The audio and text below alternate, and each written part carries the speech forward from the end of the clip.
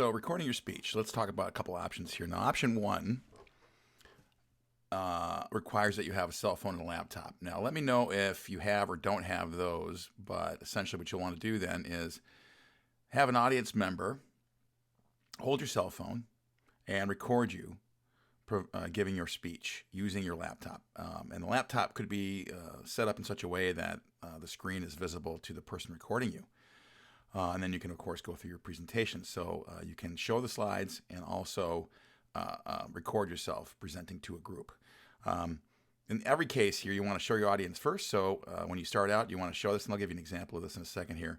But at the beginning, at the end of your speech as well. But that's the simplest way to do this. So if you have a cell phone and laptop, and I think everybody pretty much does probably. If you don't, let me know. Give me a call and we'll work something out. But hopefully everybody's got a smartphone. These smartphones are built for recording these days, and they've got high-powered cameras and audio that can work well enough for what we're trying to do here. So that's one option, right? So give your phone to somebody, have them record you with your laptop up there, and then you can just make sure that your laptop screen and PowerPoint is visible as you go through your speech. The other one, a little more fancy-dancy, one that I would recommend you use, and I got an example I'm going to show you in a second here, is to add your TV to the mix, okay? So having a laptop and a TV. So you don't need your cell phone in this situation, right? You use your laptop to record yourself presenting. That same laptop can then be, of course, hooked up to your TV using an HDMI cord. Now, there's other ways to do this as well. So if you have a Roku or if you have an Apple TV device and an HDMI cord, you can make this happen. So I'll show you how that looks in a sec, but that's probably the better option if you can make it work. Now, we have some time to figure this out, and I would say at the bottom there, the last line, good to figure this out now because COVID. If you want to continue to be a student, I hope you do, you're going to want to figure this out because we'll be doing a lot more stuff digitally, I got a feeling. I don't see this abating anytime in the next few weeks, much less few months, much less maybe a little longer. So we've got a plan for the worst here. So I would say this is something you want to sit down and strategize on to figure out. But option two is the better of the two options. Obviously, you want to be able to freely move around and use your TV to your advantage. If you've got a big enough TV, it doesn't have to be huge, but something you can stand in front of and point to and click as you go forward. So you don't have to orientate your TV or your laptop rather.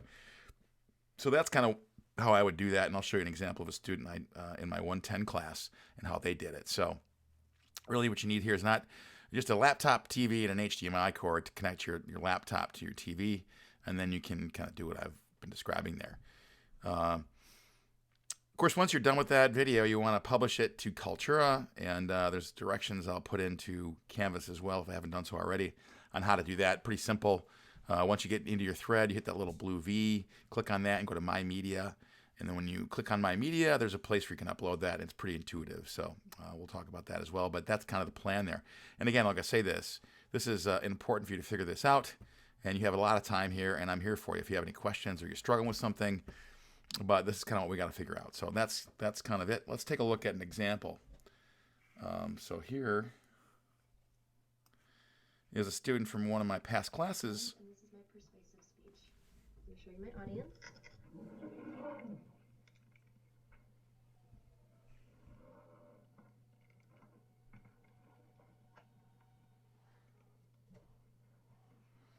So she's got her laptop connected to the TV.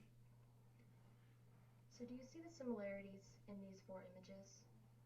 Do you see the differences? These are all marine mammals that have been affected by plastic in one way or another, ranging from seabirds to sea turtles to mammals. Plastic doesn't discriminate. So true.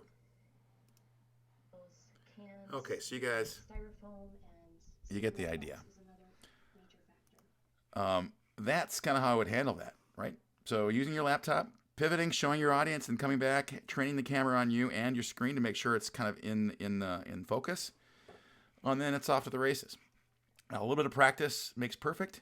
I also wanted to share this other site here, and I'll put this link in there too, for how to play a PowerPoint slide on your TV. Like I said, there's an HDMI cable there, and you want to hook that up through your laptop, and then, of course, to your TV. And then there's ways to play your slides in multiple ways. So it just takes a little time and a little effort to figure it out, but most TVs nowadays have HDMI ports. And then, of course, you can also use streaming devices like Roku, Apple TV, etc. is another thing you could do. And like I said, again, it's important for us to figure this out as best we can, because I suspect you'll have other classes where this is being required. So, all right, let's get back on track with things. So that's, in a nutshell, what we're looking for there on how to record your speeches.